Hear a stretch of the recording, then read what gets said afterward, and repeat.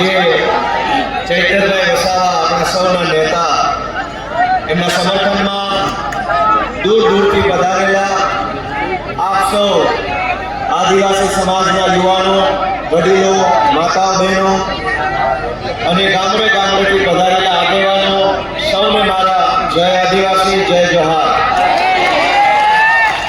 દોસ્તો, આજે આપણે અહીંયા ચૈતરભાઈ વસાવાના સમર્થનમાં એકઠા થવાની ફરજ પડી છે। જે ચૈતરભાઈ વસાવાએ આખા ગુજરાતના યુવાનોને હિંમત આપવાનું કામ કર્યું, જે ચૈતરભાઈ વસાવાએ સડકથી લઈને વિધાનસભા સુધી જે ચૈતરભાઈ વસાવાએ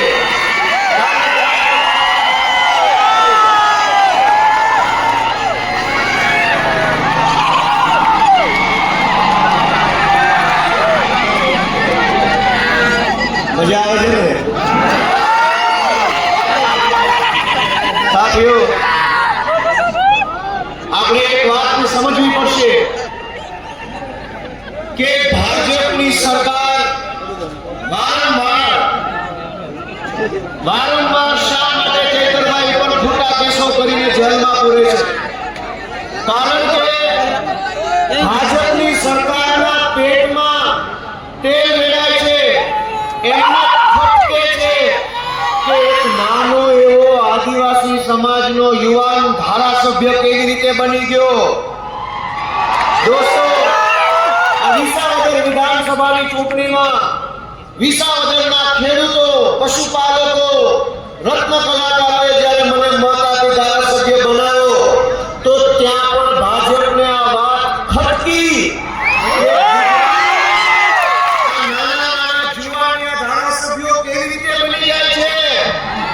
વર્ષો સુધી ભાજપે ગુજરાતમાં એવી રીતે સરકાર ચલાવી કે જે ગુંડા હોય એ ધારાસભ્ય બની શકે, લફંગા હોય એ ધારાસભ્ય બને, બે નંબરિયા હોય એ ધારાસભ્યો બને। ગુજરાતના ઇતિહાસમાં પહેલી વખત આમ આદમી પાર્ટીના માધ્યમથી અરવિંદ કેજરીવાલજીના નેતૃત્વમાં મારી જેવા, ચૈતરભાઈ જેવા નાના પરિવારના છોકરાઓ ધારાસભ્યો બનવા લાગ્યા। દોસ્તો, આપણે એટલા સામાન્ય પરિવારના માણસો છીએ, એટલા ગરીબ ઘરના માણસો અમે છીએ, સામાન્ય નાના એવા ગામડામાંથી અમે આવીએ છીએ કે ધારાસભ્યનું સપનું તો બહુ દૂરની વાત છે। જો આમ આદમી પાર્ટી ન હોય, જો અરવિંદ કેજરીવાલ ન હોય તો આ ભાજપ ને કોંગ્રેસ વાળા તો અમને તાલુકા પંચાયતનો સભ્ય ન બનવા દે। મુદ્દો એ નથી કે ચૈતર વસાવાએ ગ્લાસ માર્યો કે પથ્થર માર્યો કે ધોકો માર્યો કે આંખ મારી, એ મુદ્દો નથી। મુદ્દો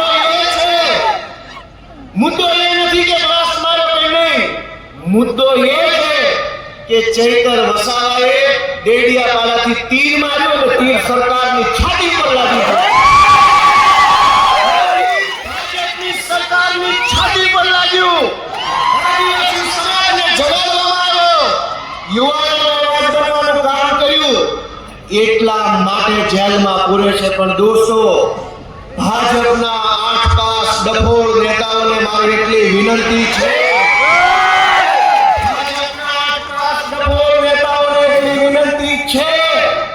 કે જે નેતાની જગ્યા યુવાનોના દિલમાં હોય એનું જેલ કાંઈ બગાડી શકતી નથી।